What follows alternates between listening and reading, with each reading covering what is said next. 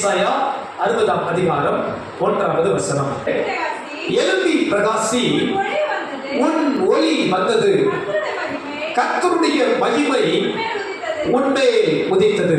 அன்பானவர்களே, ஆண்டவர் இந்த காலை நேரத்தில் நம் ஒவ்வொருவரையும் பிரகாசிக்கும்படி விரும்புகிறார். உங்கள் வாழ்வு பிரகாசம் அடைய வேண்டும் என்று தேவன் சித்தம் வைத்திருக்கிறார். ஆதலால் கர்த்தர் சொல்லியிருக்கிறார், எழும்பி பிரகாசி, உன் ஒளி வந்தது, கர்த்தருடைய மகிமை உன்மேல் உதித்தது என்று ஆண்டவர் சொல்லியிருக்கிறார். நீங்களும் நானும் இருளில் இருப்பது தேவ சித்தம் அல்ல. நீங்களும் நானும் இருளான வாழ்க்கை வாழ்வது தேவ நோக்கம் அல்ல. உங்களையும் என்னையும் தேவன் வெளிச்சத்தின் பிள்ளைகளாய் வைத்திருக்கிறார். எத்தனை பேர் அதை விசுவாசிக்கிறீர்கள்? Arise and shine. நீங்கள் பிரகாசிக்க வேண்டும் என்று தேவன் விரும்புகிறார். உங்கள் வாழ்வு பிரகாசமாய் இருக்க வேண்டும் என்று கர்த்தர் விரும்புகிறார். ஆதலால் இயேசு சொன்னார், நீங்களே இந்த உலகத்துக்கு வெளிச்சமாய் இருக்கிறீர்கள். You are the light of the world.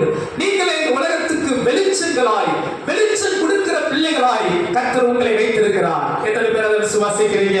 சொல்லுங்க பார்க்கலாம். நான் தான் இந்த உலகத்துக்கு வெளிச்சமாய் இருக்கிறேன். அல்லேலூயா. உங்கள் வாழ்வில் இருள் இருப்பது தேவனுக்கு பிரியமில்லை. உங்கள் வாழ்வில் இருளான காரியங்கள் இருப்பது தேவனுக்கு விருப்பமில்லை. நீங்கள் போகிற இடமெல்லாம் வெளிச்சம், நீங்கள் இருக்கிற இடமெல்லாம் வெளிச்சம். உங்கள் வாழ்வு பிரகாசமாகவே இருக்க தேவன் சித்தம் வைத்திருக்கிறார். அல்லேலூயா. எத்தனை பேர் அப்படிப்பட்ட வாழ்க்கை வாழணும்னு நினைக்கிறீங்க? என் வாழ்வில் இருள் இருக்கக்கூடாது, பாவ இருள் இருக்கக்கூடாது, பிசாசின் இருள் இருக்கக்கூடாது, என் வாழ்வில் அந்தகாரங்கள் இருக்கக்கூடாது. அன்பானவர்களே, என்றாவது ஒரு நாள் பார்வை இழந்த சகோதரர் வாழ்வை கொஞ்சம் சற்று கவனித்து பாருங்க. எவ்வளவு தடுமாறுவார்கள் தெரியுமா? நடப்பதற்கு, ஒரு காரியம் செய்வதற்கு, ஒரு காரியங்கள் அவர்கள் உடுத்துவதற்கு எவ்வளவு கடினப்படுவார்கள் தெரியுமா? காரணம் என்ன? அவர்களுடைய சரீர பிரகாரமான பார்வையிலே அவர்களுக்கு இருக்கிற அந்த குறைபாடு, அந்த வெளிச்சம் இல்லாத நேரம் அவர்களுக்கு மிகுந்த கடினமாக இருக்கும். ஏன், நமக்கு கூட சிந்தித்து பாருங்கள். ஒரு ஃபுல் சடம் வந்துவிட்டால், ஃபுல் கரண்டே இல்லை, மின்சாரமே இல்லை, அந்த காலம் போன்று இருந்தால் ஒரு இருளான வீட்டில் எவ்வளவு தடுமாறுவோம். இவ்வளவு காலம் நன்றாய் பார்த்தவர்கள் தான் நாம். ஆனால் அன்றைக்கு வெளிச்சம் இல்லை, அன்று ஒரு நாள் வெளிச்சம் இல்லை, இல்லை குறிப்பிட்ட நேரம் வெளிச்சம் இல்லை. தடுமாற்றத்திற்கு அளவே இல்லை. எவ்வளவு தடுமாறுகிறோம் சரீர பிரகாரமாக. அதுபோல உங்கள் ஆத்மாவிலே, ஆவியிலே வெளிச்சம் இல்லை என்றால், இருள் இருக்குமானால் எவ்வளவு தடுமாற்றமுள்ள வாழ்வு வாழ முடியும்? இருளான இருக்கிற ஜனங்களுடைய வாழ்வு திசைகளெல்லாம் நரகத்துக்கு போய் கொண்டிருக்கிறது. இருளா இருக்கிற மனிதனுடைய வாழ்வெல்லாம் பிசாசின் கையில் இருக்கிறது. ஏனென்றால் அவன் ஒழுங்கின்மையும் இருளையும் உண்டாக்குவதிலே தேறினவன், அவன் வெளிச்சத்தை கெடுப்பதிலே தேறினவன். ஒரு பிள்ளையுடைய வாழ்க்கை இருளடைய செய்வதிலே பிசாசானவன் தந்திரம் உள்ளவன். ஆனால் இந்த காலை நேரத்திலே கர்த்தர் இருக்கிற ஒவ்வொருவரையும் பார்த்து சொல்லுகிறார், அன்பு மகனே மகளே நீ எழும்பு, அன்பு மகனே மகளே நீ பிரகாசி, அன்பு மகனே மகளே இருள் உன் வாழ்வில் இருக்க தேவன் விரும்பவில்லை. உங்களையும் என்னையும் சபையையும் தேவன் எழும்ப செய்ய விரும்புகிறார். விசுவாசிக்கிறவங்க நல்ல கரங்களை அசைத்து ஒரு அல்லேலூயா சொல்லலாமா? அல்லேலூயா. எத்தனை பேர் எழும்ப விரும்புறீங்க? எத்தனை பேர் பிரகாசிக்க விரும்புறீங்க? இருக்கிற நிலைமை வேண்டாம், என் பழைய வாழ்வு வேண்டாம், என் வாழ்விலே ஒரு வெளிச்சம் உண்டாவதாக. தேவன் பூமியை பார்த்து வெளிச்சம் உண்டாக கடவுது என்றார். இந்த காலை நேரத்திலே பலிபீடத்திலிருந்து ஆண்டவர் சொல்லுகிறார், உங்கள் வாழ்வில் வெளிச்சம் உண்டாவதாக, உங்கள் வாழ்வில் பிரகாசம் உண்டாவதாக, உங்கள் வாழ்வில் மாற்றம் உண்டாவதாக. எழும்பு தேவ பிள்ளையே, காலம் செல்லாது. இதோ கடைசி காலத்தில் இருக்கிற அன்பு மகனே மகளே, உங்களையும் என்னையும் தேவன் எழுப்பி பிரகாசிக்க செய்ய விரும்புகிறார். விசுவாசிக்கிறவங்க ஆமென் சொல்லலாமா? அல்லேலூயா. நம்முடைய வாழ்வில் பிரகாசம் வேண்டுமானால், நம்முடைய வாழ்வில் வெளிச்சம் வேண்டுமானால் நமக்கு தேவையானது என்ன? நாம் அறிந்ததுதான். ஆனாலும் ஆவியானவர் இந்த காலை நேரத்தில் உங்களோடு இந்த வார்த்தையை பேசும்படி என் உள்ளத்தில் வைத்தார். நான் ஜெபித்த போது என் ஆண்டவர் என் உள்ளத்தில் போட்ட வார்த்தையை உங்களோடு பகிர்ந்து கொள்கிறேன். ஒரு 3 காரியங்களை உங்கள் முன் வைக்க விரும்புகிறேன். உங்கள் வாழ்வு வெளிச்சமான வாழ்வாய் இருக்க, நீங்கள் பிரகாசித்துக் கொண்டே இருக்க, உங்கள் வாழ்வில் இருள் உங்களை ஆளுகை செய்யாது இருக்க, இந்த 3 காரியம் உங்கள் வாழ்வில் எப்போதும் இருப்பதாக. முதலாவது ஒரு காரியம், யாராவது வாசியுங்கள். யோவான் எழுதின சுவிசேஷம் 1ஆம் அதிகாரம் 9ஆம் வசனம். யோவான் 1ஆம் அதிகாரம் 9ஆம் வசனம். உலகத்திலே வந்து எந்த மனுஷனையும் பிரகாசிப்பிக்கிற ஒளியே அந்த மெய்யான ஒளி. எடுத்துக்கொண்டீர்களா? எல்லாரும் சேர்ந்து கூட இந்த வசனத்தை வாசிக்கலாம். மிக அருமையான ஒரு வார்த்தை. ஆண்டவர் இயேசுவை குறித்து இந்த வசனம் அழகாய் சொல்கிறது. யோவான் எழுதின சுவிசேஷம் 1ஆம் அதிகாரம் 9ஆம் வசனம். சத்தமாய் வாசிக்கலாமா? உலகத்திலே வந்து எந்த மனுஷனையும் பிரகாசிப்பிக்கிற ஒளியே அந்த மெய்யான ஒளி. அல்லேலூயா. உங்கள் வாழ்வு பிரகாசம் அடைய உங்களுக்கு தேவையான ஒன்று இயேசுவே. ஆமென் சொல்லுங்க பார்க்கலாம். முதலான ஒரு தேவை என்ன? இயேசுவே தேவை. இயேசுதான் எந்த ஒரு மனுஷனையும் பிரகாசிப்பிக்கிறவர். இயேசு உங்களுக்குள் இருந்தால் உங்கள் வாழ்வு இருளாய் இருக்காது. இயேசு உங்களுக்குள் இருந்தால் நீங்கள் இருளின் பிள்ளைகளாய் இருக்க முடியாது. காரணம், அவர் ஒளியாய் இருக்கிறார். நம் ஆண்டவர் மெய்யான ஒளி. இந்த உலகத்தில் எத்தனையோ ஒளிகளை வைத்திருக்கிறார்கள், தீபங்களை வைத்திருக்கிறார்கள், அநேக விளக்குகளை வைத்திருக்கிறார்கள், ஆயிரமான வெளிச்சங்களை கொடுக்கிற விளக்குகளை வைத்திருக்கிறார்கள். சில நாடுகளிலே சூரியன் போன்று வெளிச்சம் கொடுக்கிற செயற்கையாக கண்டுபிடிக்கிற சில கண்டுபிடிப்புகளை கண்டுபிடிக்கிறார்கள். வெளிச்சம் கொடுக்குவதற்கு அது சரீர பிரகாரமான வெளிச்சங்களை கொடுக்கும், அது அழிந்து போகக்கூடிய வெளிச்சங்களை கொடுக்கும். ஆனால் மெய்யான ஒளி, நித்திய ஒளி, நமக்கு ஒளியாய், நமக்கு வெளிச்சமாய், நமது வாழ்க்கையை பிரகாசிக்கிற மெய்யான ஒளி இயேசு கிறிஸ்துவே. கரங்களை உயர்த்தலாமே, சொல்லலாமா? இயேசுவே மெய்யான ஒளியாய் இருக்கிறார். வசனம் சொல்கிறது, எந்த மனுஷனையும் பிரகாசிப்பார். சொல்லுங்க பார்க்கலாம். எந்த மனுஷனையும் பிரகாசிப்பார். எவ்வளவு பெரிய பாவியா இருக்கட்டும், எவ்வளவு பெரிய துரோகியா இருக்கட்டும், எவ்வளவு பெரிய பொல்லாத மனிதனா இருக்கட்டும், எவ்வளவு பெரிய மோசமான நபரா இருக்கட்டும், இயேசு ஒரு மனிதனை தொடும்போது அந்த மனிதனுடைய வாழ்வு பிரகாசம் அடையும். எத்தனை பேர் விசுவாசிக்கிறீர்கள்? அன்றைக்கு சவுல் தமஸ்குவுக்கு போய் சபையாரை துன்பப்படுத்த தீவிரித்தான். அவனுடைய வேலை என்ன தெரியுமா? யாரெல்லாம் இயேசுவை தொழுது கொள்கிறார்களோ அவர்களை அடிப்பதும், அவர்களை பிடிப்பதும், சிறையில் போடுவதும், கொல்வதும் கூட துணிந்தவன். வைராக்கியம் கொண்டு இயேசுவுக்கும் சபைக்கும் விரோதமாய் இருந்தவன். இன்றைக்கு எத்தனையோ அமைப்புகளை நினைத்து சபை கலங்குவது உண்டு. ஆனால் தேவ பிள்ளைகளே, ஒன்றை மறந்து விடாதீர்கள். இயேசு ஒரு மனிதனை சந்திப்பாரானால், இயேசு ஒரு மனிதனை தொடுவாரானால், அவன் எவ்வளவு பெரிய மோசமானவனாக இருந்தாலும், அவன் எவ்வளவு பெரிய பொல்லாத நபராக இருந்தாலும், அந்த மனிதனை மாற்ற இயேசுவால் போதும். எத்தனை பேர் நீங்க விசுவாசிக்கிறீர்கள்? அன்றைக்கு அவன் தீவிரித்து போனான். தமஸ்குவுக்கு சாதாரணமாக போகவில்லை. மூர்க்க வெறி கொண்டு போனவன், கட்டளை பெற்று போனவன், அதிகாரங்களை வாங்கிக் கொண்டு போனவன், சபையாரை பிடித்து அடித்து சிறையிலே போட தீவிரித்தவன். இப்படிப்பட்ட ஒருவன் நம்ம ஊரிலே இருந்தால், நம்ம பகுதியில் இருந்தால் நாம் என்ன நினைப்போம்? இவன் மோசமானவன், இவனுக்கு எப்படா ஏதாவது நடக்கும் என்று சபையார் நினைக்க கூடும். அப்படிப்பட்ட வந்தவன். ஆனால் இயேசு அவனை சந்தித்தார். இயேசு அவனை சந்தித்தார். என் தாழ்மையான ஜெபம், என் தாழ்மையான விண்ணப்பம், இன்றைக்கு நீங்கள் ஆலயத்தில் இருப்பதை குறித்து நான் மகிழ்ச்சி அடைகிறேன். இந்த வார்த்தையை கேட்பதை குறித்து நான் மகிழ்ச்சி அடைகிறேன். ஆனால் நீங்கள் இயேசுவை தனிப்பட்ட முறையில் சந்தித்திருக்கிறீர்களா? நீங்கள் இயேசுவை தனிப்பட்ட முறையில் அறிந்திருக்கிறீர்களா? இயேசு உங்களுக்குள்ளே வெளிச்சத்தை தந்திருக்கிறாரா? உங்கள் உள்ளத்துக்குள்ளே இயேசுவின் வெளிச்சம் இருக்கிறதா? தனிப்பட்ட முறையிலே இயேசுவை நீங்கள் தரிசித்திருக்கிறீர்களா? ஏதோ சரீர பிரகாரமாக அல்ல, அவரது வெளிச்சம் உங்களுக்குள் இருக்கிறதா? அந்த வெளிச்சம் உங்களுக்குள் இருக்குமானால் உங்கள் வாழ்வு பழைய வாழ்வா இருக்காது. உங்கள் வாழ்வு இருளான வாழ்வா இருக்காது. உங்கள் வாழ்வு முன்னே போல் இருக்காது. இந்த சவுல் இயேசுவை தரிசித்தான். ஒரு பெரிய வெளிச்சம் சடுதியில் அவன் மேல் வீசினது. என் ஜெபம், இன்றைக்கு ஒரு வெளிச்சம் இங்கிருக்கிற ஒவ்வொருவர் மேலும் வீசுவதாக, சிறு பிள்ளைகள் மேல் வீசுவதாக, இளம் பிள்ளைகள் மேல் வீசுவதாக. இயேசுவின் சடுதியான பிரகாசம் இங்கிருக்கிற ஒவ்வொருவரையும் அடங்கூட்டுவதாக. எத்தனை பேர் விசுவாசிக்கிறீங்க? என் வாழ்க்கையில் ஒரு வெளிச்சம் வேண்டும். எத்தனை பேர் சொல்ல முடியும்? என் வாழ்க்கையில் ஒரு வெளிச்சம் வேண்டும். முன்னிலைமை போல் அல்ல, நான் இருந்த நிலைமை போல் அல்ல. என் வாழ்க்கையில் ஒரு பிரகாசம் எனக்கு தேவை. அல்லேலூயா. பாருங்கள், சவுல் சொல்லுகிறார், நான் பாவிகளில் பிரதான பாவியாய் இருந்தேன், என்னையும் கர்த்தர் பிரகாசிக்க செய்தார். என்னை கொண்டு தேவன் தமது நாமத்தை மகிமைப்படுத்தினார். அருகாமையில் இருக்கிறவங்க கையை பிடிச்சு சொல்லுங்க, உங்க வாழ்க்கையை கர்த்தர் பிரகாசம் அடைய செய்ய போகிறார். உங்களை கர்த்தர் எழுப்பி பிரகாசிக்க செய்ய போகிறார். கொஞ்சம் நல்லா சிரிச்சுக்கிட்டு தான் சொல்லுங்களேன். அல்லேலூயா. அது சந்தோஷமா சொல்லுங்க. நீங்க இனி இருளின் பிள்ளைகளா இருக்க போவதல்ல, இயேசு பிரகாசிக்கிறார். அல்லேலூயா.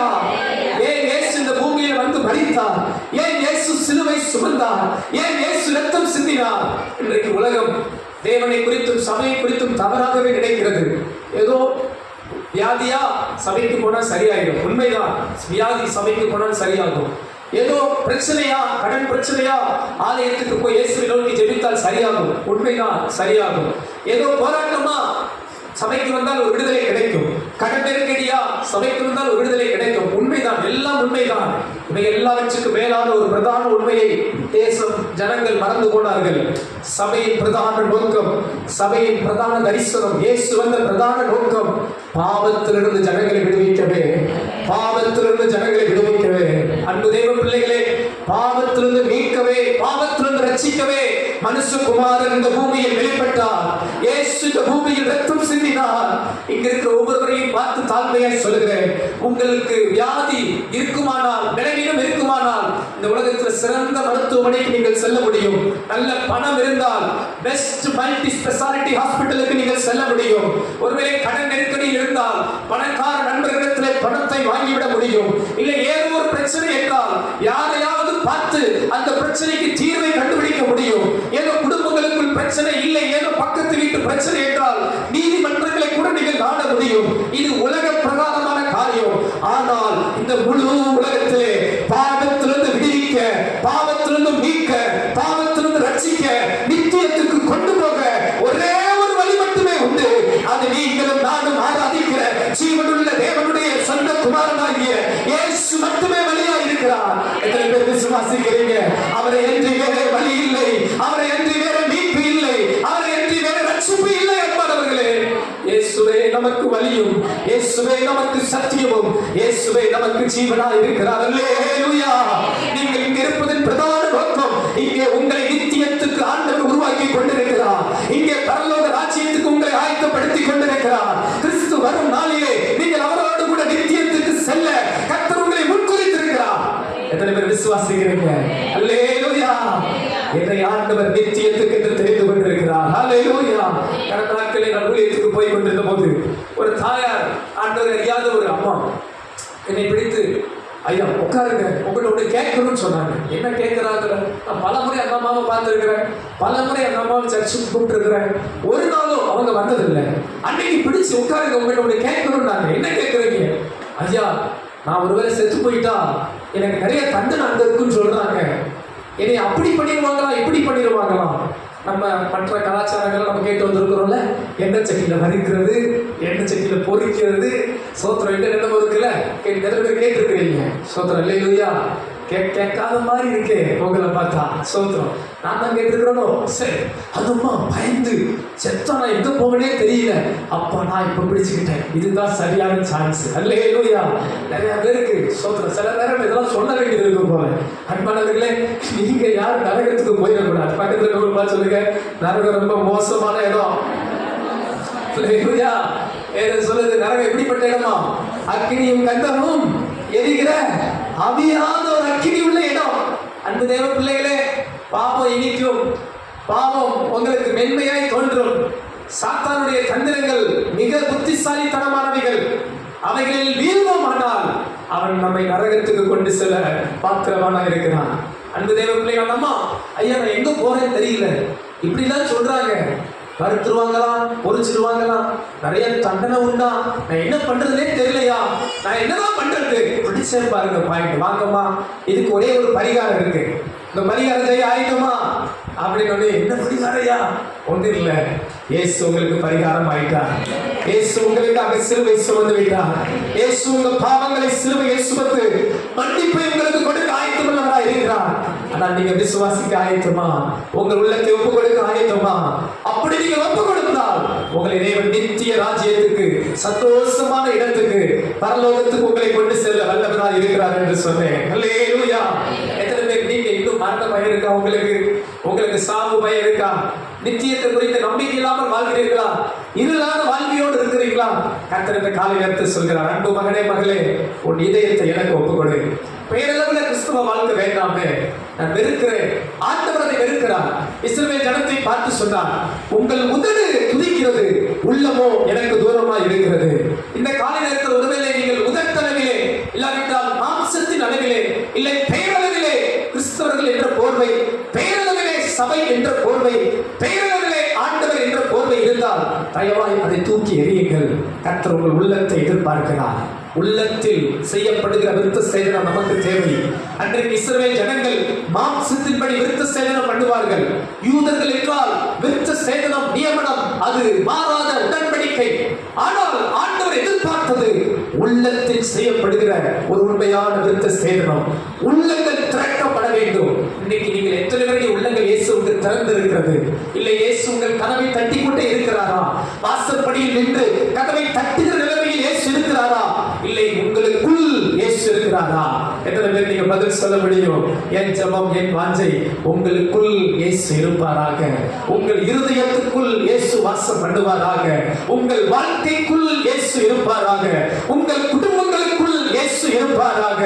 அப்படிப்பட்ட ஆண்டவர் உங்களுக்குள் இருக்கும்போது இருள் நுழைய முடியாது, பாவம் அணுக முடியாது, சாபம் தொட முடியாது, சாத்தான் உங்களை வீழ்த்த முடியாது. கர்த்தர் உங்களை பிரகாசிக்க செய்வார். நல்ல கரங்களை தட்டி ஆண்டவரை மகிமைப்படுத்துவோமா?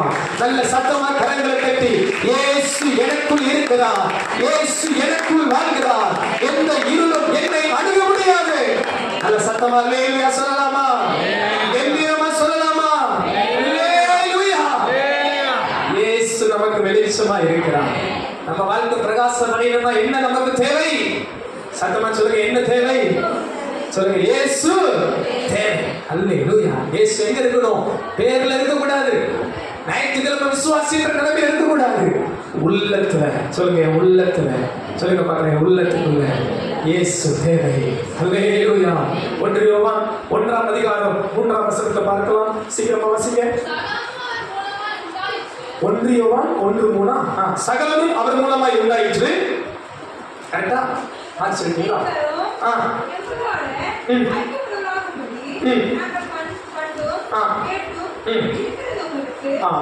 மன்னிக்கணும், 5ஆம் வசனத்தை வாசிங்க. தேவன் ஒளியா இருக்கிறார், அவரில் எவ்வளவேனும் இருள் இல்லை. அவரிடத்தில் கேட்டு உங்களுக்கு அறிவிக்கிற விசேஷமா இருக்கிறது. 6ஆம் வசனம். நாம் அவரோடு ஐக்கியப்பட்டவர்கள் என்று சொல்லியும் இருளிலே நடக்கிறவர்களாய் இருந்தால் சத்தியத்தின்படி நடவாமல் பொய் சொல்லுகிறவர்களாய் இருப்போம். 7ஆம் வசனம். அவர் ஒளியில் இருக்கிறது போல நாமும் ஒளியிலே நடந்தால் ஒருவரோடு ஒருவர் ஐக்கியப்பட்டிருப்போம். அவருடைய குமாரனாகிய இயேசு கிறிஸ்துவின் இரத்தம் சகல பாவங்களை நீக்கி நம்மை சுத்திகரிக்கும். ஆமென் சொல்லுவோம். ஆமென். அல்லேலூயா. இயேசு ஒளியா இருக்கிறார். அந்த ஒளி எனக்குள் இருக்கிறது. என் பாவங்களை எல்லாம் இயேசு மன்னித்து விட்டார். ஆமென் சொல்லுங்க. அல்லேலூயா. எத்தனை பேர் சொல்லுங்க, இயேசு எனக்கு ஒளியா இருக்கிறார், இயேசு எனக்கு ஒளியா இருக்கிறார். அந்த ஒளியான ஆண்டவர் உங்க வாழ்வை எல்லாம் பிரகாசிக்க பண்ண போகிறார். இள பிள்ளைகளை உங்களெல்லாம் கர்த்தர் பிரகாசிப்பார். அன்பான பெரியவர்களே, ஆண்டவர் உங்க வாழ்வை எல்லாம் பிரகாசிக்க செய்வார். கடந்த நாட்களில் ஒரு சபைக்கு நான் செய்திக்கு போயிருந்தேன். ஊழியத்தை முடித்து சுமார் 1 மணி நேரம் எல்லாரும் ஜெபிக்க நின்று விட்டார்கள். அதுல ஒரு 10-15 வாலிப பிள்ளைகள் வந்து ஜெபிக்க இடத்தில் கேட்டுக்கொண்டார்கள். நான் ஒவ்வொருவருக்கும் என்ன ஜெபிக்கிறேன் உங்களுக்காக என்று கேட்டு ஜெபம் பண்ணினேன். இந்த 10 வாலிப பிள்ளைகளும் என்று சொன்ன ஒரு வார்த்தை என்னை பிரமிக்க வைத்தது. நான் ஒவ்வொருவராக எல்லாம் வரிசையா ஜெபிக்கல, மாறி வாலிபர்கள் முதியோர்கள் மாறி வந்தார்கள். ஆனா அந்த இளம் பிள்ளைகளுடைய ஜெப விண்ணப்பம் எல்லாம் என் சிந்தைக்கு வந்தது. நான் வீட்டுக்கு வந்த பின்னாடி யோசித்தேன், எல்லா இளம் பிள்ளைகளும் இடத்துல ஜெபிக்க கேட்டுக்கொண்டு ஒரு காரியம், நான் இன்னும் நல்லா ஜெபிக்கணும், நான் இன்னும் நல்லா ஆண்டவருக்கு சாட்சியா இருக்கணும், நான் இன்னும் நல்ல ஆண்டவருக்காக எழும்பணும் கேட்டாங்க. எனக்கு இந்த வார்த்தை மிக என்னை தொட்டது. அன்பு தேவ பிள்ளைகளே, இங்க இருக்கிற ஒவ்வொருவரையும் பார்த்து நான் தாழ்மையாக சொல்கிறேன். நீங்க இளம் பிள்ளைகள் ஆனாலும் முதியவர்கள் ஆனாலும் இயேசுவுக்காக எழும்ப, இயேசுவுக்காக பிரகாசிக்க உங்களை ஒப்புக் கொடுங்கள். கர்த்தர் உங்கள் வாழ்வை பிரகாசம் அடைய செய்ய வல்லவராக இருக்கிறார். கரங்களை உயர்த்தி அல்லேலூயா சொல்லலாமா? அல்லேலூயா. நம்முடைய வாழ்க்கை பிரகாசம் அடைய எது தேவை? முதலாவது ஒரு காரியம், இயேசுவே நமக்கு தேவை. Jesus is the leader. இரண்டாவது காரியம் பாருங்கள், எது நமக்கு தேவையான ஒன்று. பிலிப்பியர் 2ஆம் அதிகாரம், யாராவது வாலிப பிள்ளைகள் வாசிங்க. பிலிப்பியர் 2ஆம் அதிகாரம் 14ஆம் வசனம். சீக்கிரமா வாசிங்க. புதிய ஏற்பாடு பாருங்க, பழைய ஏற்பாடு தேடக்கூடாது. பிலிப்பியர் 2ஆம் அதிகாரம் 14ஆம் வசனம். நான் வீணாக ஓடினதும் நான் வீணாக பிரயாசப்பட்டதும் இல்லை என்கிற மகிழ்ச்சி கிறிஸ்துவின் நாளில் எனக்கு உண்டாயிருப்பதற்கு ஜீவ வசனத்தை பிடித்துக் கொண்டு உலகத்திலே சுடர்களை போல பிரகாசிக்கிற நீங்கள். அன்பானவர்களே, இந்த பிலிப்பு சபைக்கு பவுல் எழுதும்போது சொல்கிறார், நீங்கள் பிரகாசமாய் இருக்கிறீர்கள், சுடர்களை போல பிரகாசமாய் இருக்கிறீர்கள். என்ன காரணம்? ஜீவ வசனத்தை பிடித்துக் கொண்டிருக்கிறீர்கள். அன்பானவர்களே, உங்கள் வாழ்வு பிரகாசம் அடைய வேண்டுமானால், நீங்கள் எழுப்பி பிரகாசிக்க வேண்டுமானால், இரண்டாவது பிரதான தேவை வேத வசனமே. கர்த்தருடைய வார்த்தையே நமக்கு தேவை. அன்பானவர்களே, இந்த வசனம் உங்களை பிரகாசம் அடைய செய்யும். இந்த வசனம் உங்களை இருளிலிருந்து மீட்டெடுக்கும். இந்த வசனம் உங்களுக்கு வெளிச்சத்தை காண்பிக்கும். எத்தனை பேர் ஆமோதிக்கிறீங்க? அல்லேலூயா. 119 சங்கீதம் 105 வசனம் வாசிக்கிறோம். உம்முடைய வசனம் என் கால்களுக்கு தீபமும் என் பாதைக்கு வெளிச்சமுமாய் இருக்கிறது. சொல்லுங்க பார்க்கலாம். உமது வசனம் என் கால்களுக்கு தீபமும் என் பாதைக்கு வெளிச்சமுமாய் இருக்கிறது. அன்பானவர்களே, இன்றைக்கு அநேக தேவ பிள்ளைகள் வாழ்வு இருளாய் இருப்பதற்கு காரணம் அறியாமை. சத்தியத்தை அறியாததினாலே, வேத வசனத்தை அறியாததினாலே, வேத வசனத்தின் வெளிச்சத்தை அறியாததினாலே இன்னும் அறியாமையிலே இருக்கிறார்கள். ஓசியா தீர்க்கதரிசியில் வாசிக்கிறோம். 4ஆம் அதிகாரம் 6ஆம் வசனத்திலே ஆண்டவர் வெளிப்படுத்துகிறார். ஓசியா தீர்க்கதரிசன புத்தகம் 4ஆம் அதிகாரம் 6ஆம் வசனம் வாசியுங்கள். என் ஜனங்கள் அறிவில்லாமையினால் சங்காரமாகிறார்கள்.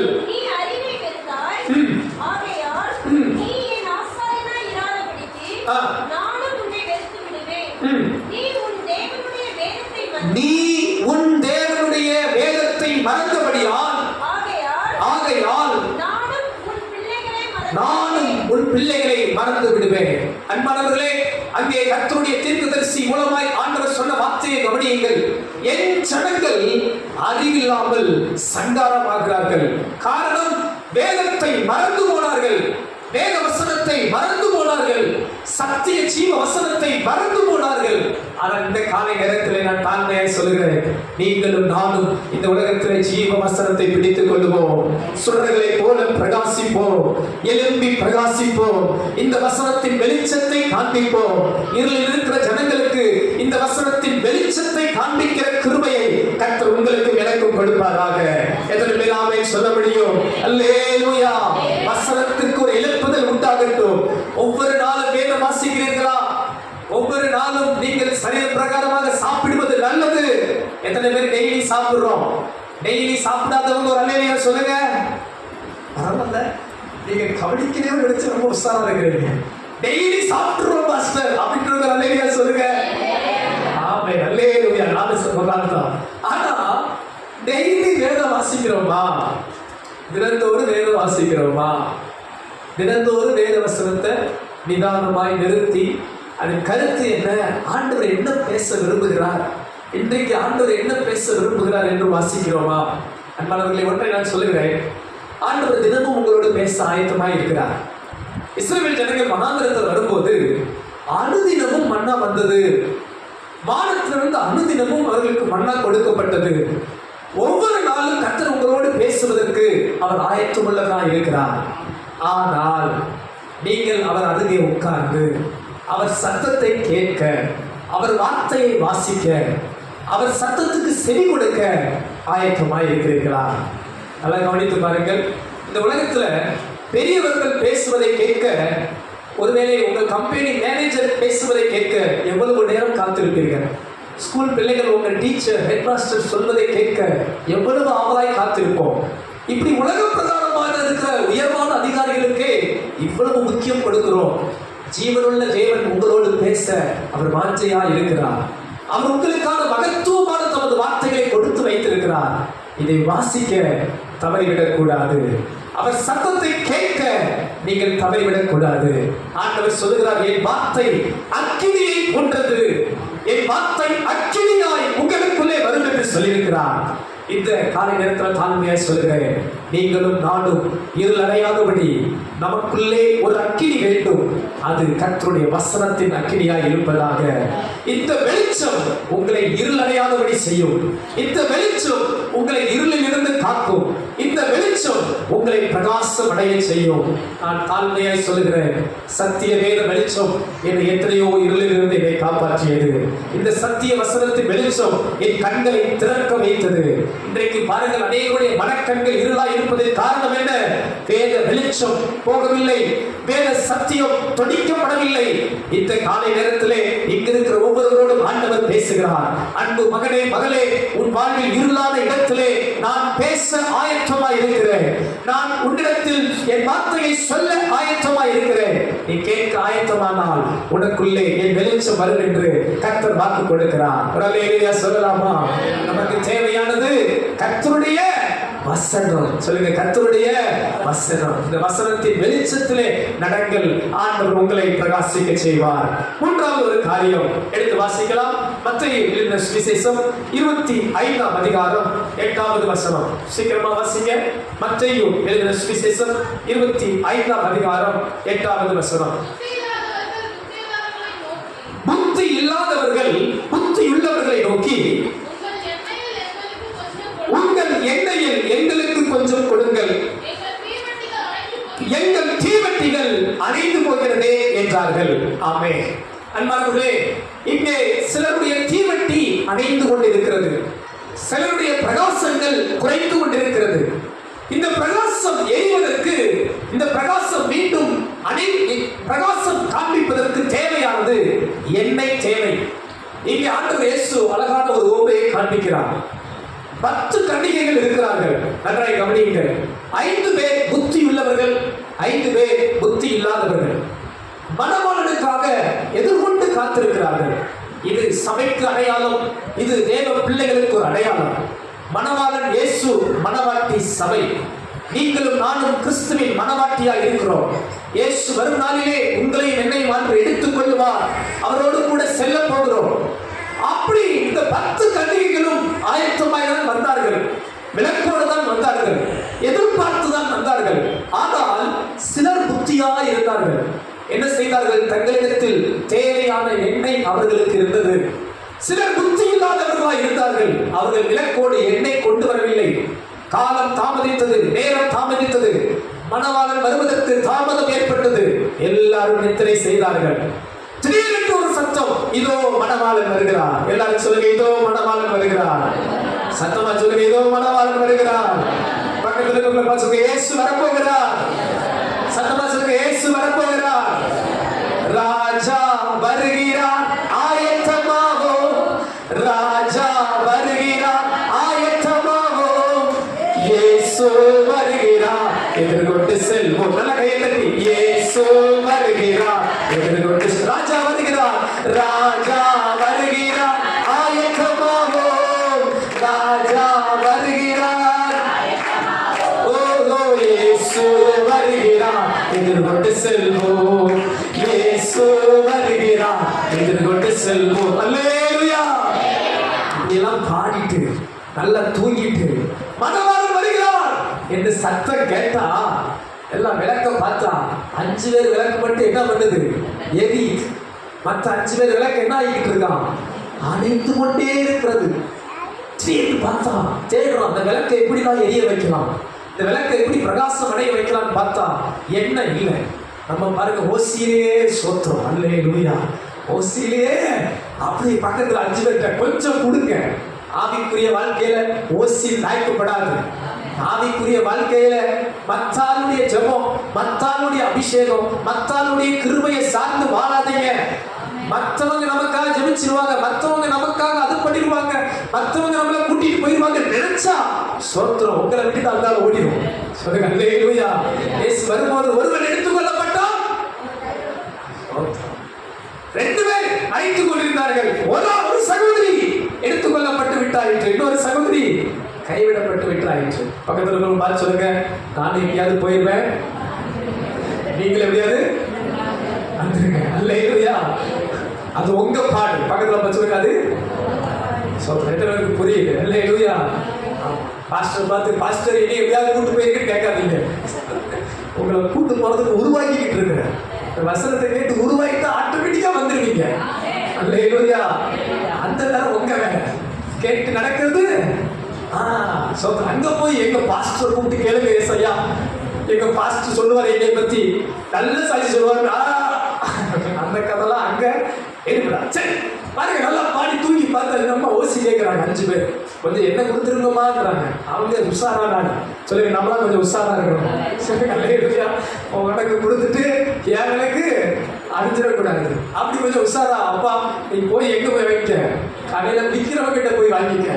பாருங்க அன்பானவர்களே, நம்ம விளக்கு எரிஞ்சுக்கிட்டே இருக்கணும்னா எண்ணெய் தேவை. வேதத்தில் அந்த எண்ணெயை குறித்து பேசும்போதெல்லாம் அபிஷேகத்துக்கு அடையாளப்படுகிறது. Oil always represent the anointing. அபிஷேகத்துக்கு அடையாளமாய் இந்த எண்ணெய் சொல்லப்படுகிறது. அப்ப உங்கள் விளக்கு, உங்க வாழ்க்கை, என் வாழ்க்கை பிரகாசம் அடைந்திருக்க வேண்டும் என்றால் நமக்கு அபிஷேகம் தேவை. ஆண்டவர் சொல்கிற மாம்சமான யாவர் மேலும் என் ஆவியை ஊற்றுவேன். ஒரு கிளுக்க பார்க்கலாம். உங்களை நீங்களே கிளுக்க, பக்கத்தால கிளிக்காதீங்க, அடி வாங்கிடுவீங்க. உங்களை நீங்களே கிளிக்கங்க. கில்லாத மாதிரி இருக்கு, அப்படியே சும்மா கிள்றீங்க, வலிச்சிடக்கூடாது. இல்ல நம்ம கையில கிளிட்டீங்களா? எத்தனை பேருக்கு வலிக்குது? வலிச்சா நீங்க யாரு தான்? மனுஷங்க தான். வலிக்காத யாராவது இருக்கீங்களா? ரொம்ப இருக்கீங்க யாராவது? சொல்றோம். அப்ப பாருங்க, வாக்குத்தத்தம் என்ன சொல்லுகிறது? மாம்சமான யாவர் மேலும் என் ஆவியை ஊற்றுவேன். சிலர் அபிஷேகத்தை குறித்து தவறா பேசுறவங்க இருக்கிறாங்க. அந்நிய பாஷைகளை புரியாதவர்கள் இருக்கிறாங்க. வசனத்தை புரியாமல் அவர்கள் பேசுகிறார்கள். ஆனால் வாக்குத்தத்தம் என்ன? மாம்சமான யாவர் மேலும் என் ஆவியை ஊற்றுவேன் என்று கர்த்தர் வாக்கு கொடுத்திருக்கிறார். எத்தனை பேர் விசுவாசிக்கிறீங்க? அப்போஸ்தலர் 2ஆம் அதிகாரம் 17ஆம் வசனத்தை மாத்திரம் வாசிங்கள் பார்க்கலாம். அப்போஸ்தலர் 2:17 சீக்கிரமா வாசிங்க. கடைசி நாட்களில், வெரி குட், கடைசி நாட்களில் நான் மாம்சமான யாவர் மேலும் என் ஆவியை ஊற்றுவேன். அப்பொழுது உங்கள் குமாரனும் உங்கள் குமாரத்திகளும் தீர்க்க தரிசனம் சொல்லுவார்கள். உங்கள் வாலிபர் தரிசனங்களை அடைவார்கள். உங்கள் மூப்பர் சொப்பனங்களை காண்பார்கள். கரங்களை வைத்து அல்லேலூயா சொல்லுங்க பார்க்கலாம். அல்லேலூயா. அபிஷேகம் உங்கள் வாழ்வை அனல் மூட்டும். அபிஷேகம் உங்கள் வாழ்வை பிரகாசம் அடைய செய்யும். அபிஷேகம் உங்கள் வாழ்விலே வெளிச்சத்தை கொண்டு வரும். எத்தனை பேர் விசுவாசிக்கிறீர்கள்? சாதாரணமா இருந்த எல்லாருடைய வாழ்விலும் மாற்றத்தை கர்த்தர் தருவார். குமாரனும் குமாரத்திகளும் தீர்க்க தரிசனம் சொல்லுவார்களாம். அல்லேலூயா. உங்க பிள்ளைகளை பார்த்து சொல்லுங்க, அவங்க நல்ல தீர்க்க தரிசிகளாய் வரப்போகிறார்கள். எத்தனை பேர் விசுவாசிக்கிறீங்க? எங்க பிள்ளைகள் எல்லாம் எப்படி மாற போறாங்க? தீர்க்க தரிசிகளாய் வரப்போகிறார்கள். ஆமென் சொல்லுங்க பார்க்கலாம். வாலிபர்கள்லாம் கையை உயர்த்துக்க பார்க்கலாம். நீங்க தரிசனங்களை அடையணும். தரிசனம் காண்கிறீங்களா? அல்லேலூயா. சபையை குறித்த, தேசத்தை குறித்த, ஊழியத்தை குறித்த தரிசனம் வேண்டும். என்ன ஒரு மாதிரி ஆமென் சொல்றீங்க, ஆமென் சொல்ல மாட்டேங்கிறீங்களே. எப்படி சூப்பர் ஸ்டாரா ஆகலாம்? தரிசனம் பார்க்கிறேன் மாஸ்டர். சோத்திரம். சிலருக்கு தரிசனம் சொப்பனெல்லாம் வித்தியாசமா வரும். நீங்க வேதத்தின் சிந்தை இருந்தா வேத வசனத்தின் வெளிப்பாடு வரும். நீங்க உலகத்தையும் சினிமாவையும் பார்த்தா உங்க கனவுல என்னதான் வரும்? சோத்திரம். அல்லேலூயா. தரிசனம் வேற மாதிரி தான் வரும். நீங்க அபிஷேகத்தை விரும்புனீங்கன்னா உங்க வாழ்க்கையில கர்த்தர் தமது தரிசனத்தை தருவார்.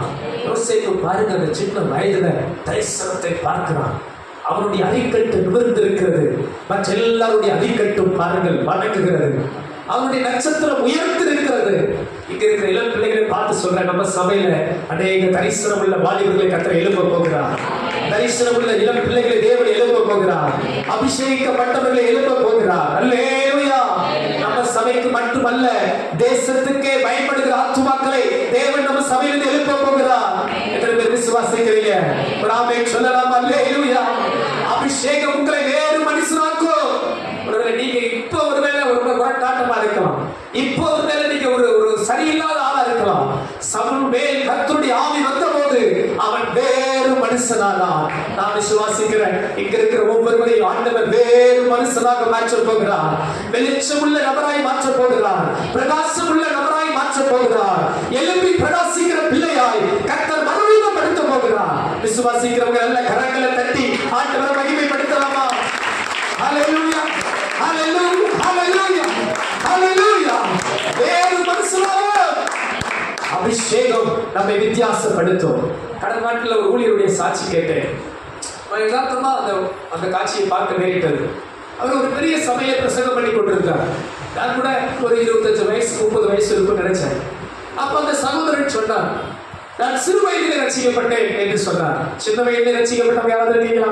ஒரு 5-8 வயசுக்குள்ள கர்த்தர் நல்லவர், நீங்கெல்லாம் ரொம்ப பாக்கியவான்கள். அவன் நான் சிறு வயதில் ரட்சிக்கப்பட்டேன்னு சொல்லிட்டு 13 வயசுல ஊழியத்துக்கு வந்தேன்னு சொன்னார். அல்லேலூயா. 13 வயசுல ஊழியத்துக்கு வந்தவங்க இருக்கிறீங்களா? 13 வயசுல நான் ஊழியத்துக்கு வந்தேன். 8th ஸ்டாண்டர்ட் தான் படிச்சிருக்கிறேன். அதுக்கப்புறம் நான் ஸ்கூலுக்கு போய் படிக்கல, வேற விதத்துல ஹோம் ஸ்கூலிங் அப்படி படிக்க நேரிட்டது. ஏன்னா 8th ஸ்டாண்டர்ட்ல இருந்து நான் ஊழியத்துக்கு போறேன். பல இடத்துல போய் பிரசங்கம் பண்றேன், பல இடத்துல போய் சுவிசேஷம் அறிவிக்கிறேன். 13 வயசுல நான் ஊழியத்தை ஆரம்பிச்சேன். இன்னைக்கு எனக்கு 19 வயசு தான் ஆகுது. இன்னைக்கு தேவன் என்னை ஊழியத்துல பயன்படுத்தி கொண்டிருக்கிறார் என்று சொன்னார். அல்லேலூயா. நான் அதை பார்க்கும்போது என் உள்ளம் தொடப்பட்டது. நம்ம சபையில் அப்படிப்பட்டவங்க எழுப்பினா எவ்வளவு நல்லா இருக்கும். நம்ம சபையிலிருந்து 13 வயசுல அபிஷேகம் பெற்று நல்ல தீர்க்கதரிசிகள் ஊழியர்கள் அபிஷேகம் உள்ளவர்கள் நம்ம சபையில் எழுப்பினா எப்படி இருக்கும். நம்ம பிள்ளைகள் எழுப்பினா எப்படி இருக்கும். நமது பிள்ளைகள் நல்ல ஆராதனை வீரர்களா எழுப்பினா எப்படி இருக்கும். நமது பிள்ளைகள் நல்ல மிஸ்திரிகளா எழுப்பினா எப்படி இருக்கும். நமது பிள்ளைகள் நல்ல ஊழியக்காரர்களா எழுப்பினா எப்படி இருக்கும். எத்தனை பேருக்கு ஒரு தரிசனம் வருது? உங்க பிள்ளைகள் மேல கர்த்தர் ஆவியை ஊற்றுவார். உங்க பிள்ளைகளை கர்த்தர் தேசத்துக்கு தீர்க்கதரிசியா பயன்படுத்துவார். உங்க பிள்ளைகளை தேசத்துக்கு ஊழியர்களா பயன்படுத்துவார். உலகத்தை அசைக்கிறவர்களாய், உலகத்தை கலக்குகிறவர்களாய் கர்த்தர் நமது பிள்ளைகளை மாற்ற வல்லவர். விசுவாசிக்கிறவங்க கையை உயர்த்தவில்லை சொல்லுங்க பார்க்கலாம். சொல்லுங்க, எங்க குமாரத்திகள் தீர்க்க தரிசனம் சொல்லுவார்கள். எங்கள் வாலிபர்கள் தரிசனங்களை காண்பார்கள். மூப்பர்கள் பெரியவர்களே, நீங்கள் சபையை குறித்த சொப்பனங்களை காண்பீர்கள். அல்லேலூயா. எத்தனை பேர் விசுவாசிக்கிறீங்க? எங்க பிள்ளைகள் எழுப்பட்டு ஆண்டவரே சொல்லுங்க பார்க்கலாம். கையை உயர்த்தி எங்க பிள்ளைகள் எழுப்பட்டு ஆண்டவரே சத்தமா சொல்லுங்க. நீங்க சொன்னீங்கன்னா ஆண்டவர் உங்கள் வார்த்தையை கவனிப்பார். எங்க பிள்ளைகள் உமக்காக எழுப்பட்டு ஆண்டவரே, சபைக்காக எழுப்பட்டு ஆண்டவரே, தேசத்துக்காக எழுப்பட்டு ஆண்டவரே. நல்ல சொல்லுங்க. நல்ல பாடல் பாடுகிறவர்களா, ஆராதனை நடத்துகிறவர்களா, சுவிசேஷம் அறிவிக்கிறவர்களா, ஊழியக்காரர்களா, ஊழியக்காரிகளா, மிஸ்டரிகளா, தேசத்துக்கு ஆசீர்வாதமான தீர்க்கதரிசிகளாய் கர்த்தர் எழும்ப செய்வீராக. நல்ல கரங்களை தட்டி ஆண்டவரை மகிமைப்படுத்துவோமா? அபிஷேகம் அவர்களை பிரகாசம் அடைய செய்யும். அபிஷேகம் அவர்களை பிரகாசம் அடைய செய்யும். எத்தனை பேர் விசுவாசிக்கிறீங்க? இந்த நாளில் கர்த்தர் உங்களை பிரகாசிக்க விரும்புகிறார். நீங்க எழுப்பி பிரகாசிக்க தேவன் விரும்புகிறார். நீங்க சாதாரணமானவங்க அல்ல. உங்க மேல தேவன் விசேஷித்த கிருபையை வைத்திருக்கிறார். சொல்லுங்க, நான் சாதாரணமான ஆள் அல்ல. எழுப்பி பிரகாசி, உன் ஒளி வந்தது. நீங்க பிரகாசமா இருக்க தேவை, இயேசு தேவை. அன்பான தேவ பிள்ளைகளே, இயேசுவை விட்டுட்டீங்கன்னா இது ஜீரோ. இயேசு இல்லாத வாழ்வு ஜீரோ. இயேசு இல்லாத ஊழியம் ஜீரோ. இயேசு இல்லாத கிறிஸ்தவன் அல்ல. ரட்சிப்பு இல்லாத கிறிஸ்தவம் அல்ல. இயேசு மதத்தை ஸ்தாபிக்க வந்த தேவன் அல்ல. மனதிலே ஒரு மாற்றத்தை கொடுக்க வந்தவர், நித்தியத்துக்கு நம்மை சேர்க்க வந்த மெய்யான தேவன். இயேசு இருந்தா உங்க வாழ்க்கை பிரகாசமாகும். வேத வசனம் இருந்தா உங்க வாழ்க்கை பிரகாசமாகும். அபிஷேகம் இருந்தா உங்க வாழ்க்கை பிரகாசமா மாறும். இந்த நாளில கர்த்தர் நம்ம எல்லாரும் எழுப்பி பிரகாசிக்க விரும்புகிறார். எல்லாரும் கண்களை மூடி ஜெபம் பண்ணுவோமா? ஒரு 5 நிமிடம் நல்லா ஜெபிக்க போகிறோம். எல்லாரும் கண்களை மூடுவோம். அப்பாவை பார்த்து கேட்கலாம். நல்ல எல்லாரும் கண்ணை மூடி கேளுங்க. ஆண்டவரே, நான் பிரகாசிக்க மாட்டேன்.